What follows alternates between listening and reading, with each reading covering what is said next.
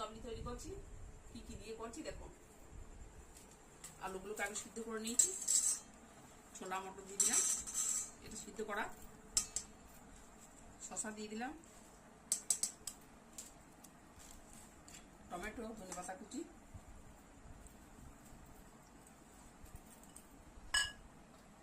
তেঁতুল জল,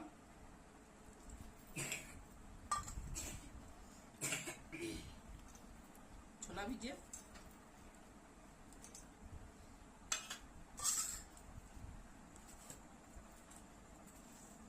বিট লবণ,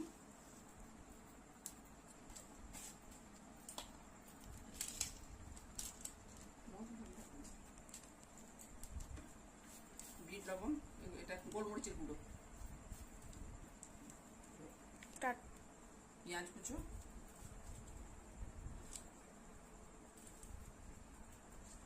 লেবুর রস,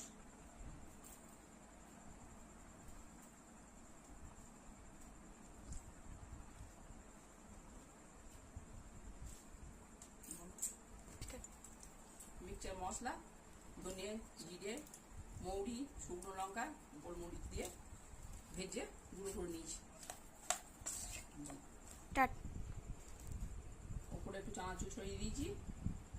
খেয়ে বল কেমন হয়েছে।